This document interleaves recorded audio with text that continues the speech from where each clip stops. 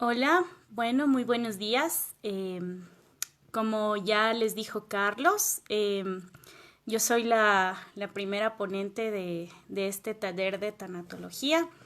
Les estoy hablando desde Ecuador. Bienvenidos todos.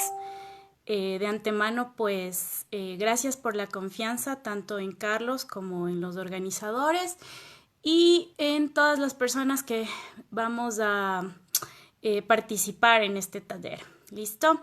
Bueno, nada, bienvenidos. Voy a esperar un momento a que, pues bueno, varios de los colegas se puedan conectar, si es que lo pueden hacer, y bueno, a los que lo van a escuchar o lo van a ver después, pues un saludo muy grande desde la mitad del mundo, desde Ecuador.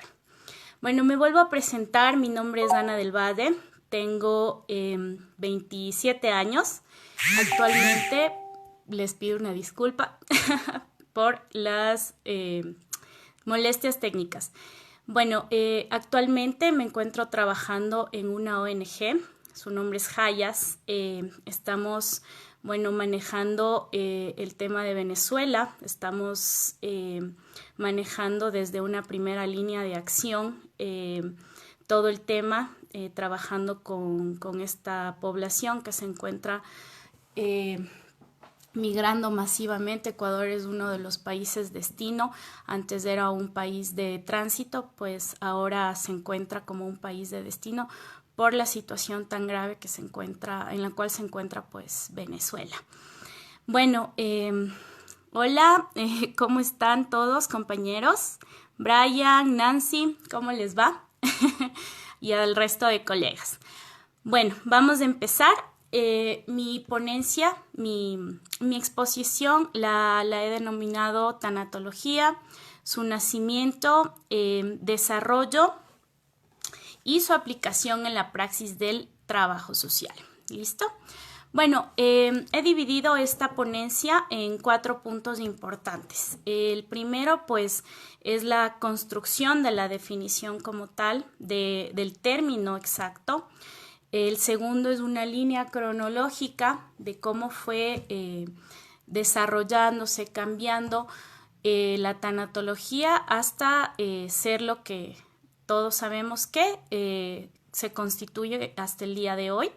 Y pues bueno, al final me he permitido construir ciertas pautas para poder elaborar un plan de acción en casos en los cuales se requiera de la tanatología y obviamente de la intervención del trabajo social. ¿Listo? Bueno, vamos a empezar con la definición. La palabra tanatología viene de 2 vocablos, tanatos, que significa muerte, y logía, que significa ciencia o tratado, es decir, que es el tratado sobre la muerte, el estudio sobre la muerte y todo lo que conlleva y representa. El término tanatología como tal se empezó a usar en 1901 por un médico que empezó a estudiar a la tanatología desde el área forense. Ahora, en 1908 nace como una rama de la medicina dentro del área forense, es decir, que se encargaba del estudio, del análisis de cadáveres netamente, es decir, no se encargaba del proceso previo, sino específicamente del estudio físico de un cuerpo, ¿no? Ahora, en 1908, como les había comentado, la tanatología nace como una rama de la medicina forense. Bueno, antes de continuar, me voy a permitir compartirles una definición que he construido con base en la investigación que desarrollé sobre el tema. Existen una infinidad de definiciones desde varios enfoques, porque bueno, como les comentaba hace un momento, pues la tanatología ha ido cambiando, se ha ido nutriendo, ha ido modificando su intervención, su quehacer. Entonces obviamente la definición también va cambiando. ¿Listo? Bueno, me he permitido denominar a la tanatología como una ciencia técnico-académica de apoyo para profesionales que trabajan con pacientes en fases terminales, producto de enfermedades o cuadros clínicos sumamente graves, con el fin de garantizar un proceso de muerte digna a través de brindar cuidados paliativos, un manejo adecuado de la información, es decir, del cuadro a través del cual está atravesando el paciente, una atención oportuna a las necesidades físicas, emocionales, psicológicas y de salud que requiere el paciente, un trabajo a través de un trabajo interdisciplinario, es decir, que los profesionales que van a llevar el caso como tal tienen que trabajar en conjunto con médicos, enfermeras, psicólogos y demás profesionales que tengan que intervenir en el caso, ¿no? Y bueno, ahora sí, después de esta definición, vamos a continuar con la línea cronológica que les había comentado. ¿Listo? Bueno, vamos a empezar con los antecedentes. Antes de que la tanatología se construya como una rama de la medicina forense, existieron ciertos puntos en la historia en los cuales se fue implementando la tanatología sin ser definida como tal y sin ser contextualizada como tal. Listo, en la época medieval, las órdenes religiosas, es decir, los monasterios y demás instituciones de orden religioso eran quienes se encargaban de los enfermos, ¿no? En el siglo XVI se construyen los primeros hospicios, es decir, se construyen los primeros hospitales encargados de dar cuidados primarios y especializados a los enfermos, ¿no? En el siglo XIX, Janine Garnier forma los primeros albergues en Francia para pacientes oncológicos. ¿Listo?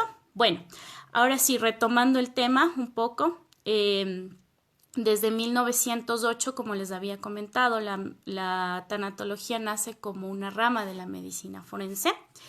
Ahora, en 1930, gracias a los avances de la medicina, las familias de los enfermos empiezan a confiar un poco más en las instituciones y delegan el cuidado de pacientes a las instituciones como tal. Es decir, que el cuidado de pacientes que se encontraban en una situación delicada ya no se lo hacía desde casa, sino desde hospitales específicos que les brindaban la atención adecuada, ¿no?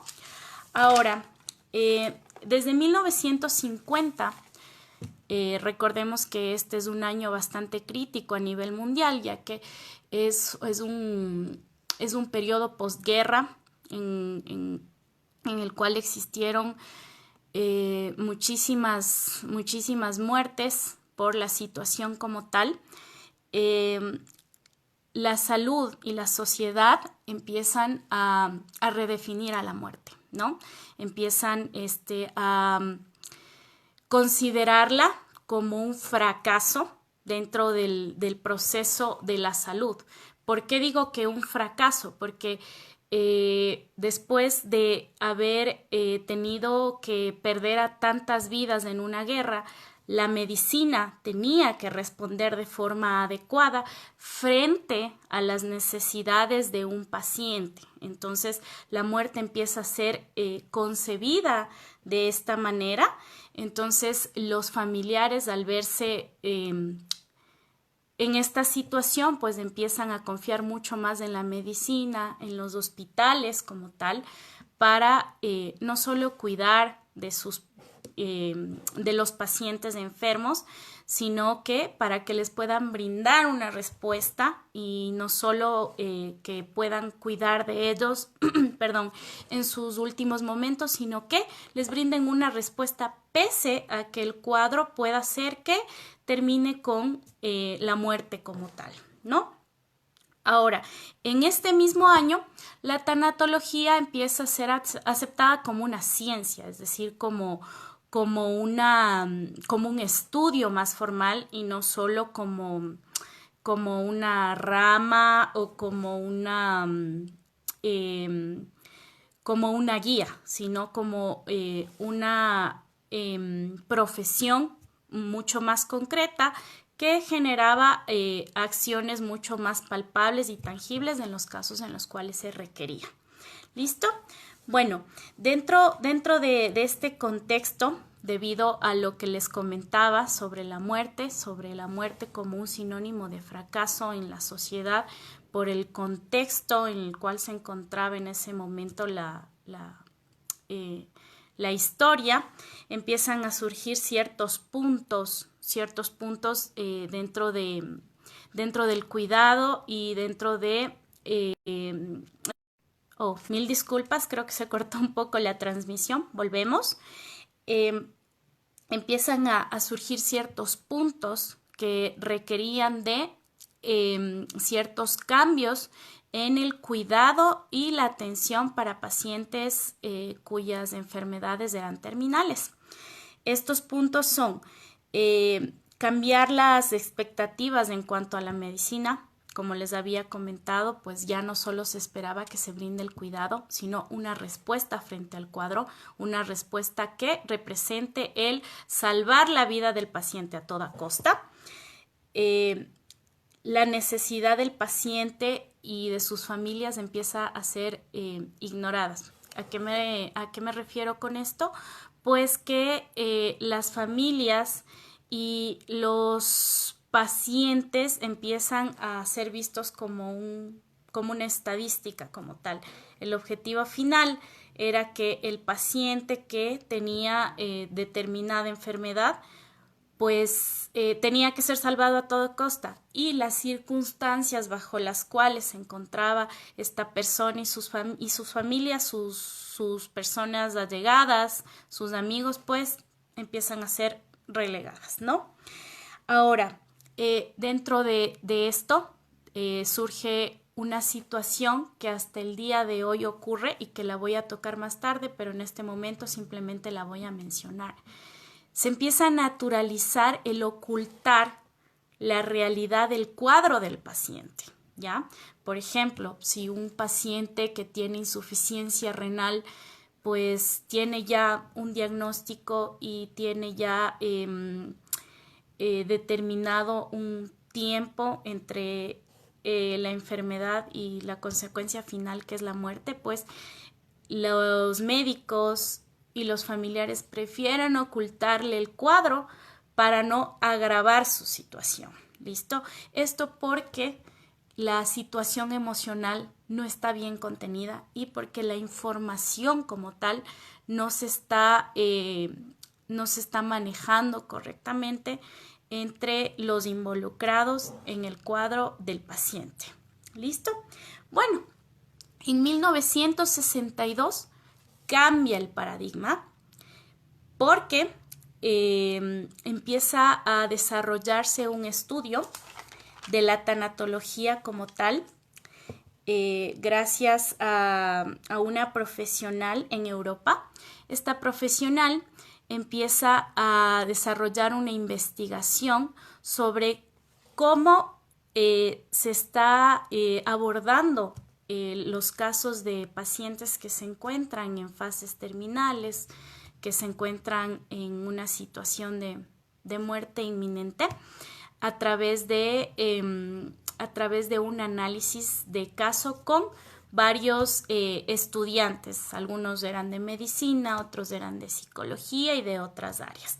Bueno, dentro de este estudio se generan 3 conclusiones importantes, las cuales hasta el día de hoy marcan profundamente a la tanatología y a la forma en la cual se lleva a cabo. Estas conclusiones son: hay que despojarse de las ideas preconcebidas. Esto es súper importante porque somos humanos. La muerte como proceso, por lo que les había comentado hace un momento, de una u otra manera va a constituir en nosotros un fracaso como profesionales. Entonces, el tener esta visión de la muerte va de una u otra manera a influir en la forma en la que nosotros trabajamos con el paciente. Ahora, es necesario que nosotros podamos desarrollar un proceso muy personal sobre lo que significa la muerte. Es decir, que tenemos que hacer un análisis muy profundo de nosotros mismos, independientemente del lado profesional, sino del lado netamente humano, de lo que significa la muerte. Porque, bueno,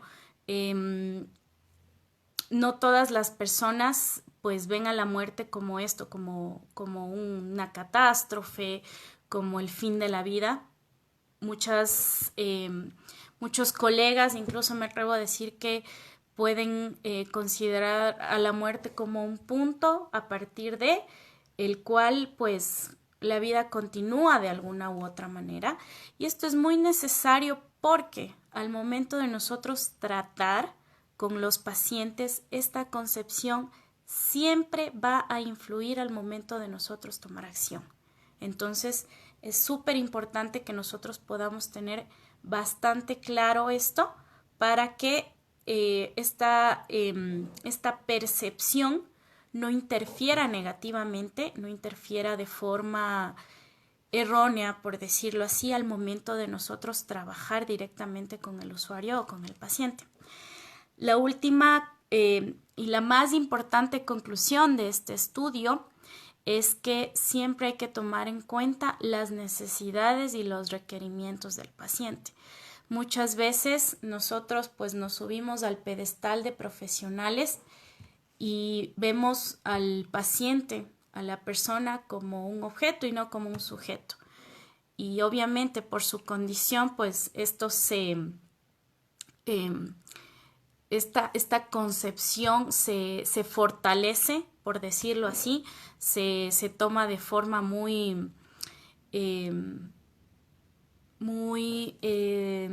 ¿cómo decirlo? Se toma de forma profesional, ¿ya? Para poder nosotros de una u otra manera proteger al paciente y no tomamos en cuenta que este proceso es un proceso que debe ser guiado con base en las necesidades y requerimientos específicamente del paciente, porque al final de cuentas lo que estamos procurando es que este proceso sea lo más amigable posible, sea lo menos doloroso posible para el paciente y obviamente pues para sus familiares y sus amigos. ¿Listo? Bueno, posterior al estudio, a esta investigación, el seminario se convierte en un curso certificado por el área de medicina y por el área de teología. Es decir, que ya no simplemente es una investigación, sino que se convierte en un curso como tal, se convierte en una especie de directriz dentro de las profesiones que tienen que intervenir con estos casos. Ahora, en 1967, Cicely Saunders en Inglaterra funda los primeros hospices. Estas instituciones pues están llamadas a dar un acompañamiento profesional a pacientes en fases terminales de sus determinados cuadros o determinadas enfermedades. Ahora, más que una institución, podemos ponerle ese nombre, es un proceso, ¿no?, que se construye, es un proceso de acompañamiento y este punto del tiempo permite definir y clarificar cuáles van a ser las funciones de la tanatología en los casos. ¿Listo? Bueno, vamos a pasar a la siguiente fase, que es la tanatología como profesión, la tanatología dentro de la academia.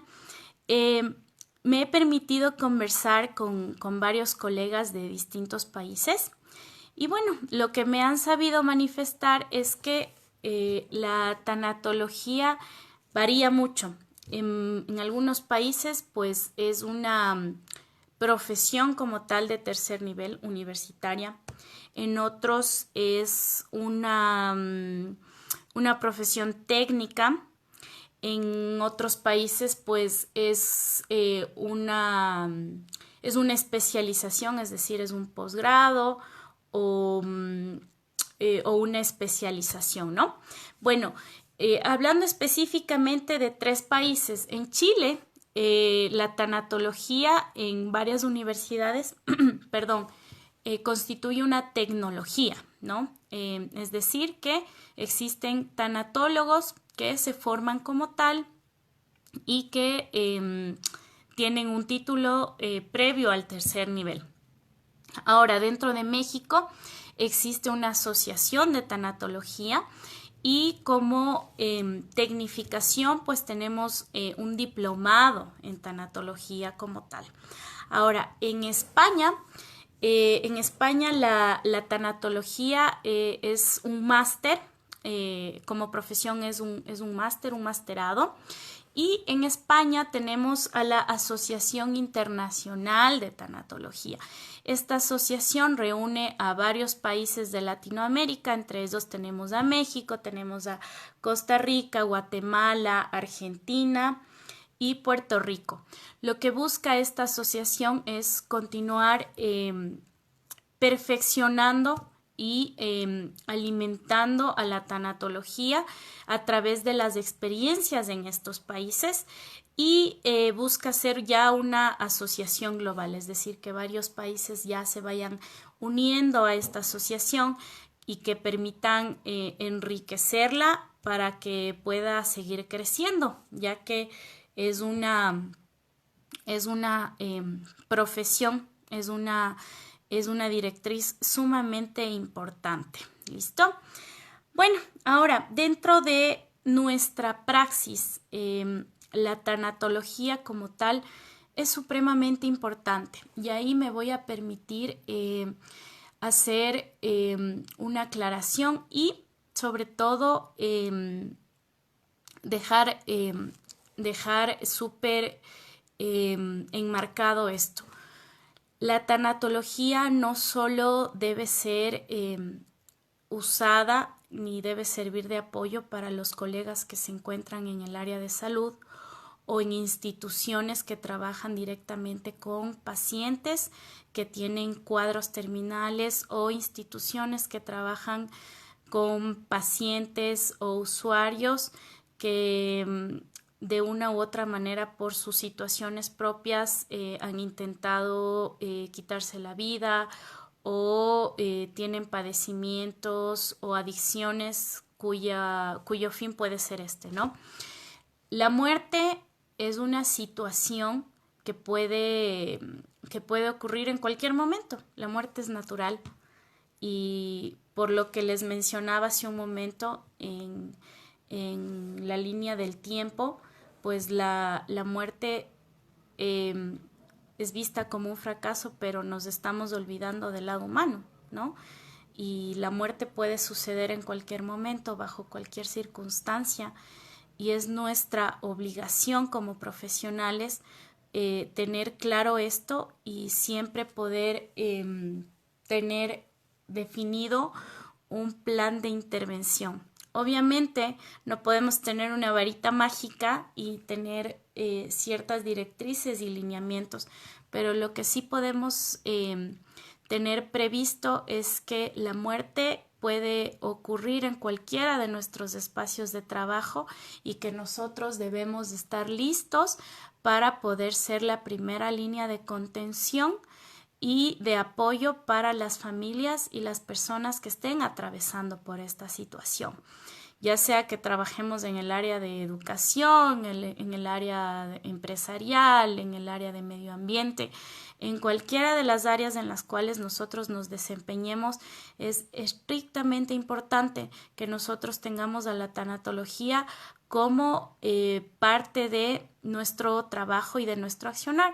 Y no solo porque podemos tener este tipo de casos, sino porque también podemos encontrarnos con ciertas situaciones en las cuales nuestros usuarios se encuentran atravesando una fase de duelo, o puede suceder que dentro de nuestro caso surja un diagnóstico en el cual la persona se entera de que tiene una enfermedad que va a terminar en muerte. Entonces, dentro de todos estos procesos, nosotros debemos estar siempre un paso adelante, ¿listo? Debemos estar súper preparados para esto y obviamente, como les decía hace un momento, el proceso personal de la muerte como tal debe ser algo que nosotros ya debemos tener estructurado y claro en nuestras mentes. Me voy a permitir hacer un paréntesis para comentarles algo muy personal que está muy ligado al punto que voy a tratar a continuación. Hace 2 años mi madre falleció de cáncer y este proceso para mi familia y para mí hasta el día de hoy sigue siendo muy duro. Cuando Carlos me invitó a dar esta ponencia, para mí fue un choque, porque el empezar a investigar sobre la tanatología me permitió ver ciertas falencias que el sistema de salud, tanto público como privado en mi país, tiene sobre el proceso de pacientes que tienen un diagnóstico como este. Nosotros, bueno, en primera instancia, tuvimos que acudir a varios hospitales, tanto públicos como privados, en busca de un diagnóstico. Nuestro primer contacto fue con médicos, enfermeras, es decir, profesionales específicos de la salud, ¿no? En realidad, la confusión era tal que llegamos a un punto de desesperación por el cuadro de mi madre. O sea, nosotros no teníamos ni idea de qué era lo que estaba pasando, ¿no? Entonces, no había nadie, absolutamente nadie, que nos pudiera guiar, que nos pudiera dar luces de qué es lo que estaba pasando, con base en el diagnóstico escueto que teníamos, qué era lo que debíamos hacer. Y bueno, al final del camino lo que sucedió fue que tuvimos que llevarla a una clínica privada. En esta clínica privada repiten todos los estudios y bueno, nos dan el diagnóstico de que mi madre iba a fallecer en 3 semanas. Ahora, ya conocido el diagnóstico, sabiendo cuáles iban a ser las circunstancias, la clínica como tal no tenía a absolutamente nadie que nos pudiera acompañar en este proceso. Lo único que teníamos era al conjunto de médicos que estaban encargados del caso, que, bueno, nos aconsejaron que llevemos a mi madre a casa, porque obviamente ustedes saben que el ambiente de hospital en estas circunstancias para el paciente pues no es lo más amigable, por decirlo así. Entonces, durante este proceso, pues, lo que hicimos fue lo siguiente: llevar a mi madre a casa, ocultarle que ella iba a fallecer en 3 semanas. Dicho sea de paso, yo tampoco lo sabía. Mis hermanos y mi padre me ocultaron esto porque me imagino que ellos pensaron que iba a ser muy duro para mí y en efecto, ¿no?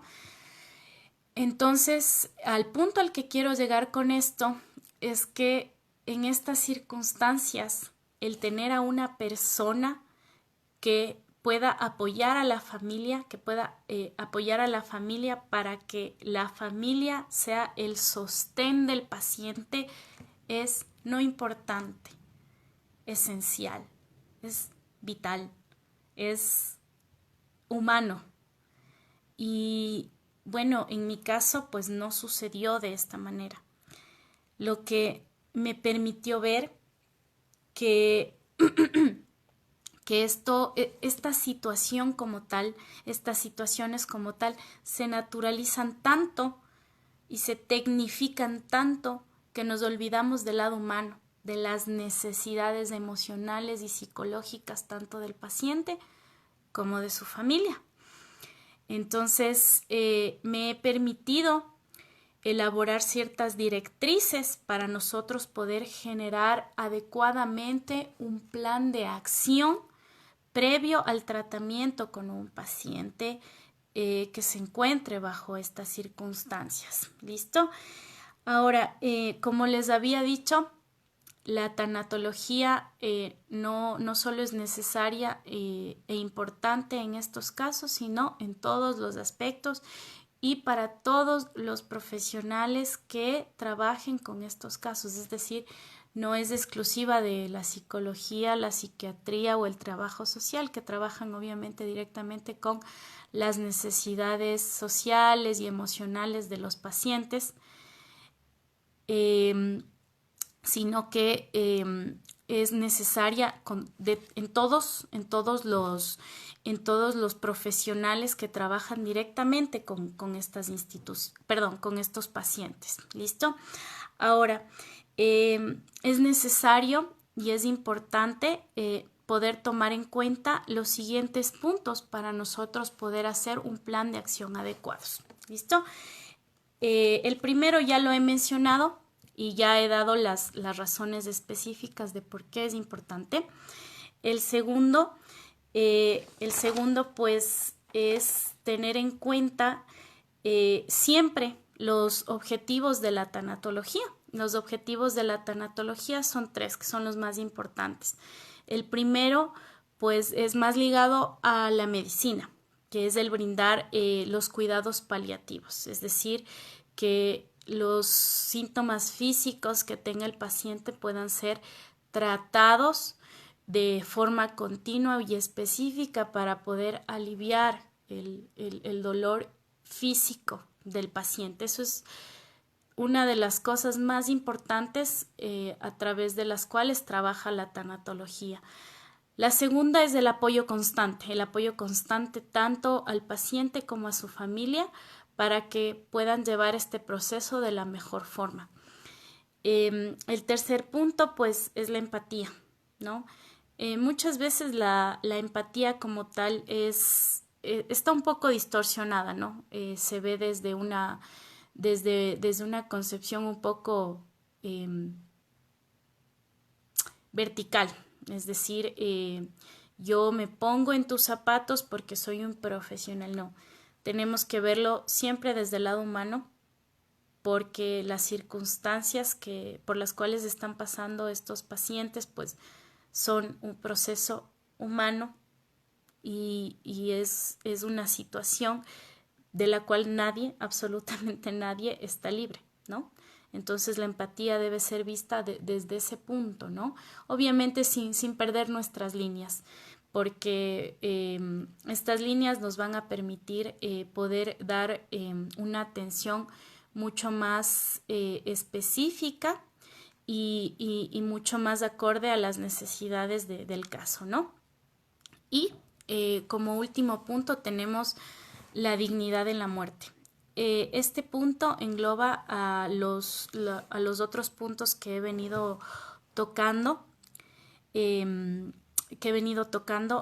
ya que este proceso lo que busca es que el paciente pueda tener todos los cuidados necesarios y que pueda llevar este proceso de la forma menos dolorosa en todo sentido, ¿ya?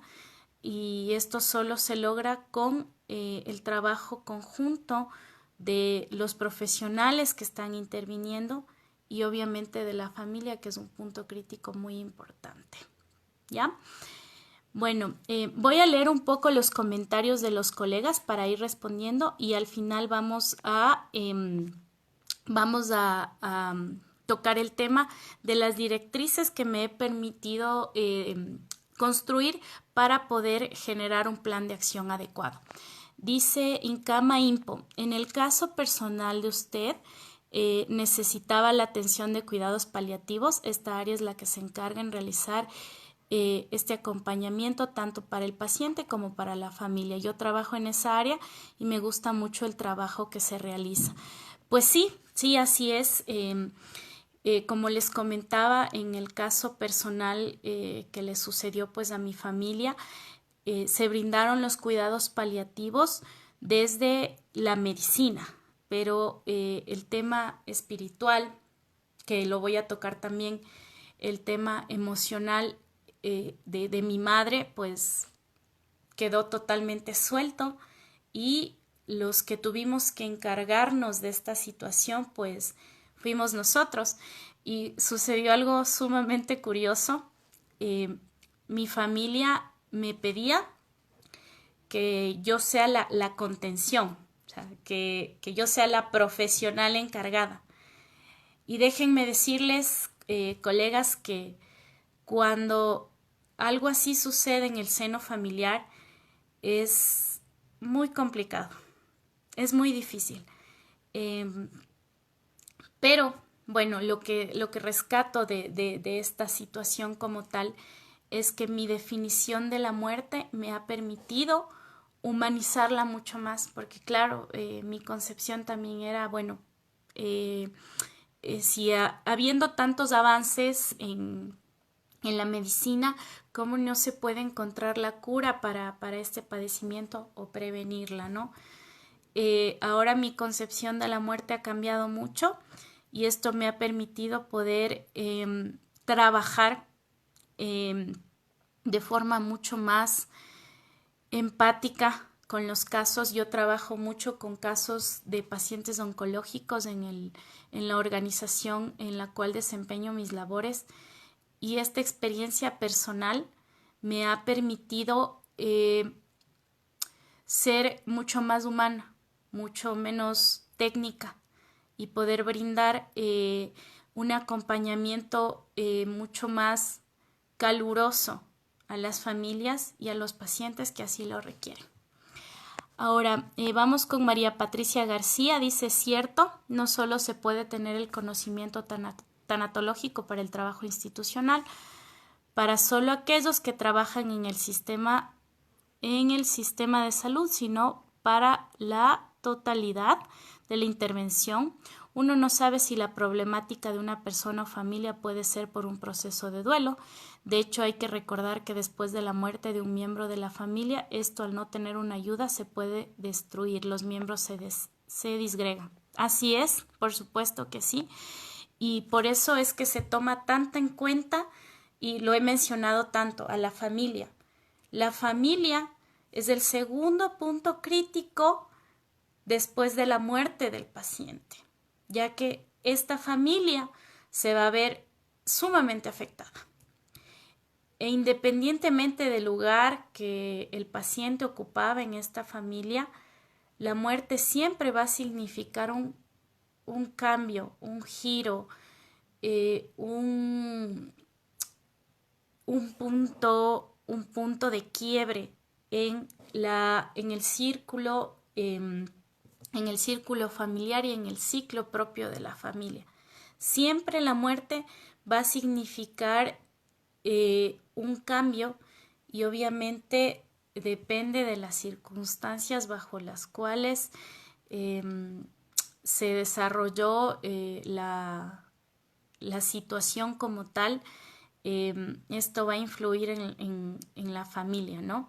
Entonces, siempre es importante que dentro de nuestro plan de acción tomemos en cuenta en todo momento a la familia, porque es esa familia la que después tendrá que enfrentar no solo el ciclo de la muerte, que ya lo hemos hablado un montón, sino ciertas cosas que vienen después. Por ejemplo, en el aspecto legal, si el paciente no ha dejado claro, por ejemplo, si tenemos una situación de bienes, de dinero, de herencias,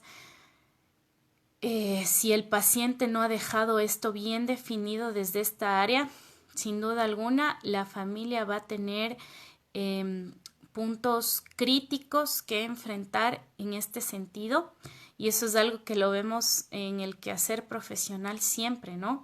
Que es algo muy, muy propio de estas situaciones. Entonces, este elemento es súper importante durante el proceso previo, ¿no? El proceso previo a la muerte, el poder ayudar a dar tranquilidad al paciente principalmente sobre estos aspectos, porque de una u otra manera, cuando esta situación constituye algo muy, muy, muy importante y que no se ha podido resolver, sin duda alguna va a influir en el cuadro y en la evolución del paciente. Entonces, este punto es algo que nosotros debemos siempre tomar en cuenta, y si obviamente nosotros no podemos pues cubrir en su totalidad esta necesidad legal, debemos debemos valernos de los profesionales llamados a esto siempre para poder darle el apoyo y darle la información sumamente clara a los familiares que requieran de esta asistencia legal, que en muchos de los casos, yo me atrevería a decir que en un 95% de los casos se requiere. Marisela Robles nos dice, en México, en cuanto a la preparación sobre la tanatología, no solo hay diplomados, en Zacatecas lo ofrecen en maestría y doctorado. Bueno, como les decía hace un momento, me permití hablar con colegas y estos colegas tenían este conocimiento. No es algo definido ni estructurado, sino que me he permitido también hacer la averiguación, y al punto al que quería llegar en este sentido es que la tanatología en nuestros países difiere mucho en cuanto a su nivel académico. Por ejemplo, en mi país pues existen cursos, existen especializaciones, y tengo entendido que cualquier profesional pues puede tomar estos cursos, estas especializaciones. No existe como una restricción específica. Obviamente el encuadre sería pues que sean profesionales de ciencias humanas, sociales o ciencias médicas, ¿no? Que son obviamente los profesionales que van a estar trabajando directamente con la tanatología como tal. Bueno, entonces en este momento vamos a tratar el tema de definir puntos para nosotros poder construir adecuadamente un plan de acción en los casos en los que se requiera nuestra intervención y el apoyo de la tanatología, ¿no? El primero es tomar en cuenta y garantizar la calidad de vida durante esta etapa, ¿no? Que son los cuidados paliativos, que ya los hemos mencionado. El trabajar directamente con los médicos para nosotros poder dar el soporte, el apoyo a la familia, por ejemplo, en cuanto a la medicina que van a requerir, si es que requieren algún tipo de terapia o algún tipo de acompañamiento médico para poder aliviar los síntomas físicos, nosotros tener el cuadro exacto de qué es lo que se debe hacer para poder acompañar a la familia, y que la familia, si es que obviamente la decisión es que el paciente puede estar en casa o en el hospital, sean quienes estén siempre al tanto de lo que se está haciendo en este sentido y puedan apoyar en este proceso, porque bueno, obviamente este punto depende mucho de dos cosas. El primero es del cuadro a través del cual, del cuadro médico, ¿no? De cuál es la situación específica del paciente. Y lo segundo es la situación económica. Existen enfermedades que son muy costosas. El cáncer es una enfermedad muy costosa. Las enfermedades renales, el VIH, bueno, el síndrome de inmunodeficiencia adquirida, son enfermedades muy costosas y bueno, obviamente cada paciente, cada cuadro es diferente, entonces van a existir casos, situaciones en las cuales los doctores determinen que el paciente pueda ir a casa o que requiera por la gravedad del cuadro que esté en el hospital, ¿no? Pero esto siempre va a depender de la institución que está atendiendo al paciente y de la situación económica de la familia. Entonces nosotros debemos tomar siempre en cuenta esto para poder brindar las mejores alternativas en cuanto a cuidados paliativos a los pacientes y a sus familiares. El segundo es presentar opciones reales para la situación actual. Con esto estoy volviendo a tocar el tema de la información. Siempre hay que ser sumamente claros, sumamente éticos en cuanto al manejo de la información, ¿sí? Hay que hablar siempre con la verdad, siempre usando las palabras adecuadas, teniendo en cuenta la situación real y del paciente y de su familia, siempre teniendo en cuenta el todo, ¿no? No simplemente llegar y dar un cuadro, o sea, a lo que me refiero es que hay que ser muy humanos en esta situación, en este sentido, no simplemente valernos de nuestro quehacer técnico, sino que hay que ser humanos para poder tratar esta situación y poder brindarle al paciente y a su familia la información clara y las opciones reales en su caso. ¿A qué me refiero con esto? A qué es lo que el hospital o la clínica puede hacer por el paciente, hasta qué punto puede llegar con el tema de su tratamiento, de sus cuidados, del tema emocional, del tema psicológico. Con base en esto, cuál es la capacidad de la familia para poder asumir estas necesidades.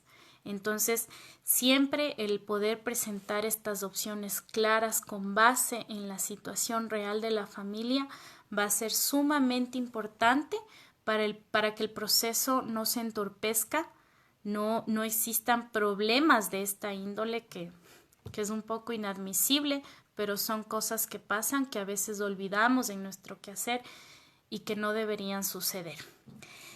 Ahora, concatenando este punto, tenemos a el no generar falsas expectativas. ¿A qué me refiero con esto? A que por evitar dolor, por evitar el sufrimiento del paciente o la familia, pues nosotros o los médicos o la institución como tal evite comentar ciertas cosas o de falsos diagnósticos. Eso es sumamente antiético, va en contra de nuestros principios y sobre todo pues no podemos jugar así con la vida y con el bienestar emocional, psicológico y físico del paciente. Siempre hay que ser muy claros, muy concretos, humanos, como ya lo había mencionado, y siempre pues durante este proceso, para no generar este problema de las falsas expectativas, poder siempre tener el apoyo de la contención emocional y psicológica por parte de los profesionales llamados a esto, que son los psicólogos, ¿no? Ahora, dentro del tema de la familia, siempre hay que promover 3 puntos importantes: la empatía, la independencia institucional y la resiliencia. La resiliencia como tal es una condición que sale a flote en el ser humano cuando estas situaciones pasan, cuando estas situaciones suceden, ¿no? Uno no sabe cuán fuerte es, cuán resiliente es hasta que pasa por estas situaciones. Pero siempre la persona va a necesitar del apoyo psicológico, del apoyo emocional para poder enfrentarse a esta situación. Sobre todo los familiares más directos, los amigos más directos. Por eso siempre es importante que nosotros podamos hacer un estudio del todo de cómo está constituida la familia, de quiénes son los familiares más allegados, con quién tiene un lazo emocional más fuerte, para nosotros poder trabajar directamente con estas personas y que sean ellos nuestro punto de soporte y nuestra línea conectora entre el paciente y nosotros como tal. ¿Listo? Ahora, en cuanto al tema de la empatía, que es algo sumamente complicado, es un tema que se ha distorsionado mucho a lo largo del tiempo por las distintas concepciones. Bueno, en este sentido, la empatía se desarrolla a través de los lazos, de los lazos afectivos que las familias tengan la familia tenga con el paciente, ¿no? El poder promover en ellos que puedan entender mucho más allá de visualizar a su familiar, sino que puedan entender a través de la explicación clara de lo que está sufriendo el paciente o su familiar, poder promover a través de esta clarificación la empatía, ¿no? Esto es súper importante porque este punto como tal permite que el tratamiento, que el abordaje de estos casos como tal desde la familia pueda ser un poco más óptimo y de cierto modo menos doloroso, ¿no? Y por último tenemos a la independencia institucional. Este punto es bastante complicado, es un punto que a muchos de nosotros pues nos ha costado mucho aprender a lo largo del camino, pero que es sumamente necesario para que la familia pueda continuar con su camino y pueda desarrollar actitudes y aptitudes para poder sobrellevar esta situación y poder generar mecanismos que les permitan solventar sus necesidades y poder seguir el camino aprendiendo y fortaleciéndose a la par, sin la necesidad de que tengan a un profesional enfrente, de que tengan a un profesional de la mano, ¿no? Entonces, la independencia institucional como tal o la independencia del profesional es un punto que siempre tenemos que ir trabajando a lo largo del camino en este proceso. Es un punto que toma en cuenta el tema que les había mencionado hace unos minutos, que es el poder identificar quiénes son los familiares o las personas que podrían tomar de cierto modo la batuta al momento de poder ser un punto fuerte en este proceso dentro de la familia. Entonces, el poder encontrar a estas personas y poder identificarlas claramente va a permitir que la familia tenga estos puntos de apoyo dentro de su seno y que este proceso como tal sea llevado de mejor forma, sea llevado de una forma un poco más íntima y un poco más óptima. Ustedes saben que nuestro quehacer, nuestra intervención, si bien es cierto, pues trata siempre de promover este punto, pero hay casos en los cuales es tanta la necesidad del grupo familiar en este caso del paciente o de sus allegados, que el generar esta independencia constituye problemas que pueden afectar, directamente a este proceso que se va llevando, a este proceso sostenido. Entonces siempre es súper importante que nosotros podamos trabajar en esta independencia de la familia, en este proceso, independientemente del tiempo que vaya a tomar. Entonces es un proceso, es un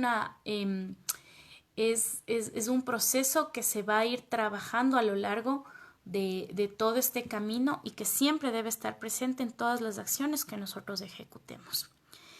Listo, vamos a seguir con el punto antepenúltimo, que es tener siempre en cuenta las necesidades del paciente, ¿no? Que era algo que ya lo habíamos tocado. Estas necesidades no son solo físicas ni emocionales, pueden ser espirituales, legales, como ya lo habíamos mencionado hace un momento. En cuanto a las necesidades espirituales, en ese punto siempre va a ser vital que nuestra concepción de muerte no interfiera de forma negativa ni de forma tal que entorpezca este proceso. Es decir, que si por ejemplo nosotros somos agnósticos, budistas, católicos, testigos de Jehová o de plano ateos, y nos encontramos con un paciente que, bueno, nos comenta que él espera reunirse con una deidad, que tal vez espera reencarnar. O sea, si nos encontramos con esto, que nosotros podamos saber manejar esta situación, y que si la necesidad del paciente en este contexto espiritual es, por ejemplo, no sé, realizar un ritual, o que pueda tener un momento con una autoridad de la iglesia, con un sacerdote, una monja, nosotros podamos facilitar este proceso, porque el aspecto espiritual siempre va a ser definitorio y definitivo en el momento de poder llevar a cabo este proceso. Entonces siempre vamos a tener que tomar en cuenta el aspecto y el tema espiritual de cada ser, para nosotros poder brindarle y solventar las necesidades en este sentido, ¿ya? Y aquí también juega un papel muy importante la familia. Volvemos con el tema de la familia. Nosotros tenemos que estar siempre en constante apoyo y conversación con la familia, para que sean ellos quienes nos ayuden a solventar estas necesidades espirituales. Si es que de plano pues nosotros no podemos o se nos dificulta un poco, que sea la familia quien pueda solventar esta necesidad, pero que no sea un cabo suelto, porque este punto como tal es sumamente importante para garantizar el tema de la calidad de vida.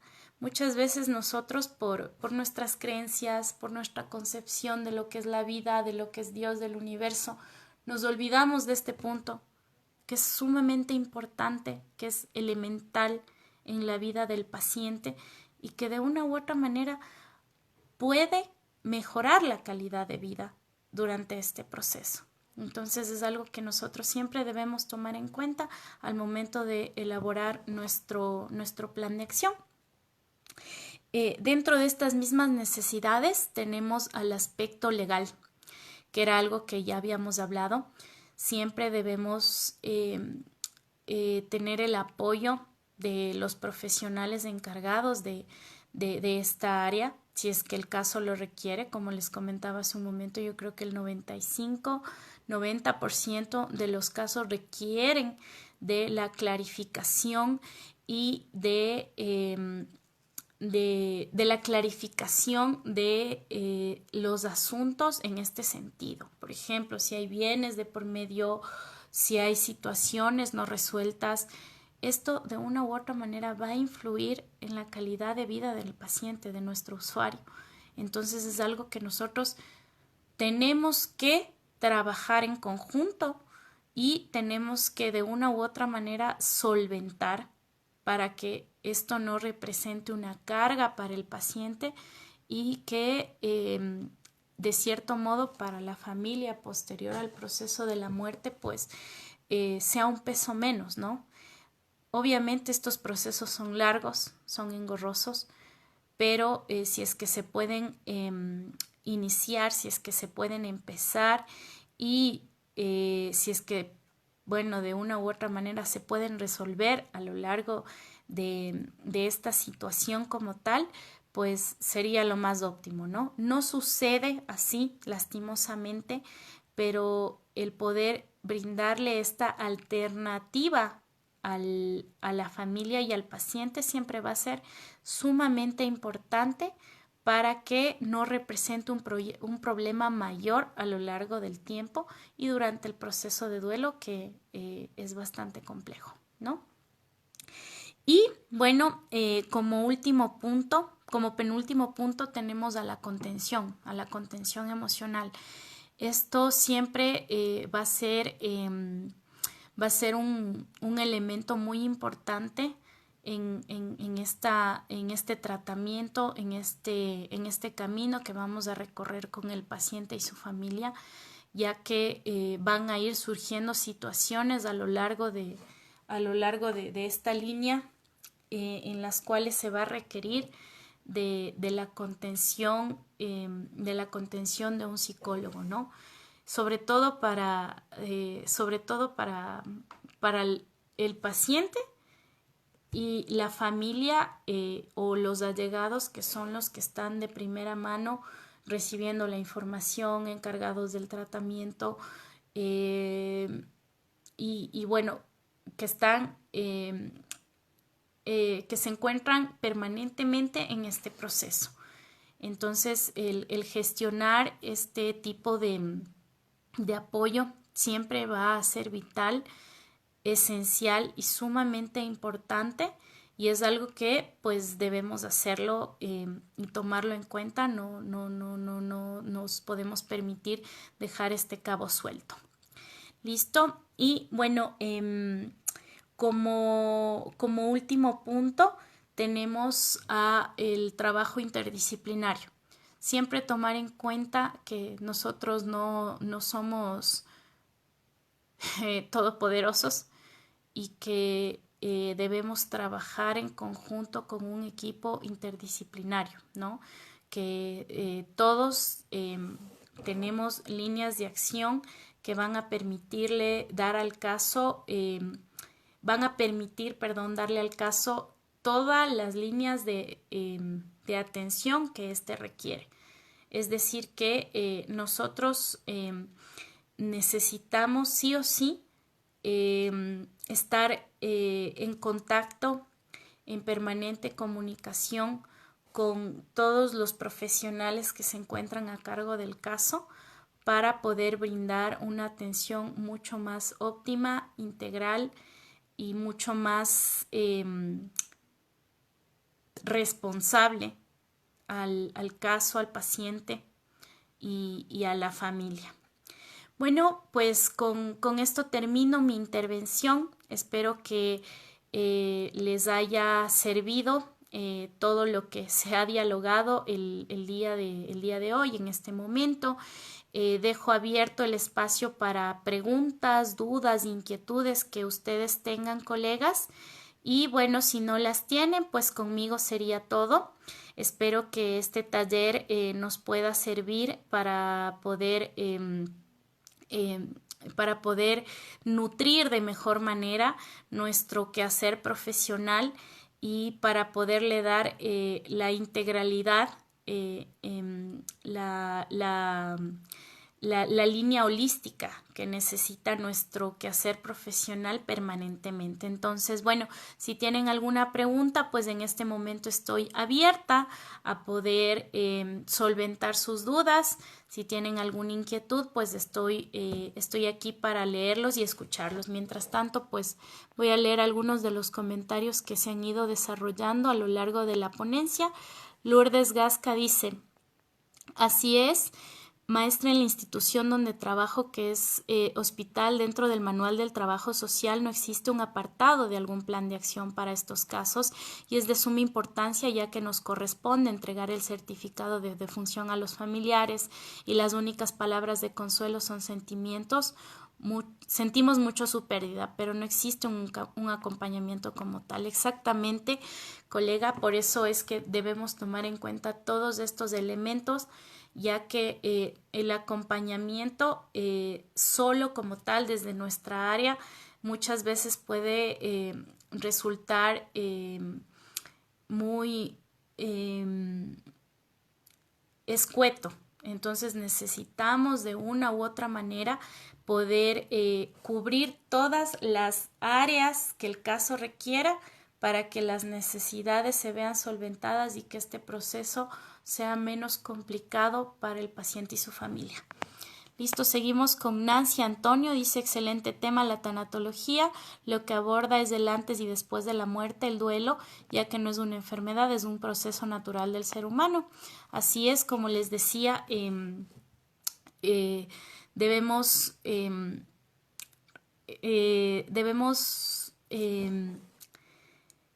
hacer un ejercicio personal de lo que es la muerte para nosotros y poder tenerlo claro para que este constructo en nuestro ser no influya de forma negativa en los procesos que vamos a llevar, sino más bien sea un aporte en este proceso y que pueda ayudarnos a hacer de este acompañamiento profesional algo mucho más humano, ¿no? A ver, dice Ankama Impo, muchas gracias y le agradezco por compartir su experiencia y estoy de acuerdo con usted, todo esto cambia cuando pasamos por esta experiencia nosotros mismos. Así es, colegas, como les decía, pues la experiencia con mi madre me permitió poder redefinir lo que es la muerte, verla desde un lado más palpable, más humano, poder ser más sensible frente a este proceso y poder brindar una atención menos técnica, más humana. En mi caso, muy personal, yo lo hago de esta manera porque la muerte tocó, bueno, por decirlo así, tocó una fibra muy sensible de mi ser y hasta el día de hoy pues me sigue acompañando esta percepción, ya que de una u otra manera el proceso de duelo en mi caso ha sido bastante complicado, ha sido un proceso muy cambiante. Existen 5 fases en el duelo, ¿no? Que son pues la negación, la ira, la depresión, la aceptación y el aprendizaje, ¿no? Pero bueno, muchas veces este proceso como tal no se cumple de esa manera y es importante que nosotros podamos entender eso para que el lado técnico que nosotros utilizamos, que nosotros a través del cual nosotros pues generamos nuestro accionar, sea parte de, pero no sea el todo. Siempre sea el lado humano el que nos acompañe en este proceso, porque como les decía y como les he venido diciendo, la muerte es un proceso humano y debe ser visto como tal. Listo, bueno, colegas, si no tienen más preguntas, si no tienen más dudas, pues quedo muy agradecida por la confianza, por su tiempo, De nuevo le agradezco a Carlos y a todo el equipo del grupo de trabajadores sociales por la invitación. Espero que disfruten mucho de las siguientes ponencias. Vamos a ir con una pregunta de María del Rosario Chávez Durán. Dice, ¿habrá el caso en el que los familiares no permitan hablarle con la verdad al paciente? ¿Se debe respetar? De lo contrario, se podría generar un conflicto. Perfecta su pregunta, María del Rosario. Como les decía, siempre es necesario tomar en cuenta el requerimiento del contexto familiar, el requerimiento del paciente y la familia.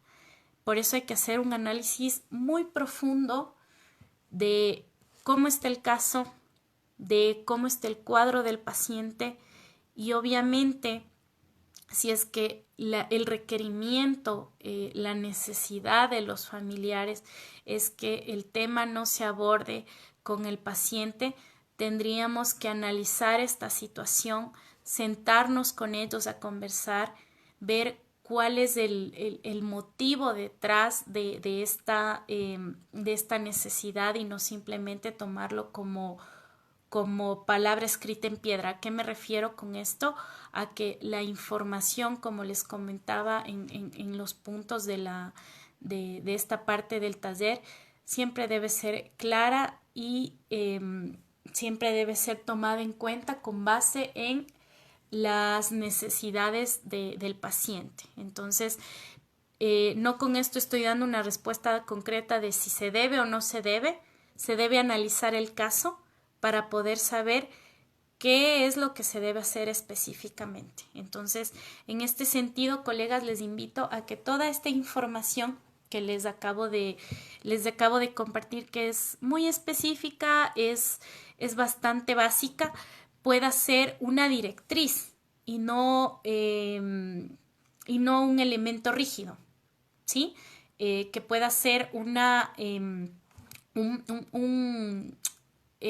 guía, más no pasos específicos a seguir, porque en estos casos muchas veces nosotros en nuestra mente podemos planear muchas cosas, podemos determinar ciertas situaciones, pero el caso quizá no requiere que nuestra intervención se dé de esta manera, sino que se pueda tomar en cuenta ciertos elementos que a veces escapan a nuestro análisis. Entonces les invito a que siempre podamos hacer un análisis específico de cada caso para que nuestro quehacer siempre sea, para que nuestra intervención siempre sea tomada desde el lado más humano. ¿Listo? Ahora sí, si no tenemos más preguntas, como les decía, les agradezco mucho por su tiempo, por su confianza. Estamos a las órdenes, como les había comentado, pues yo estoy en Ecuador, ejerzo acá en Ecuador la profesión. Si ustedes tienen alguna pregunta, alguna duda, les voy a dejar en los comentarios mi correo electrónico.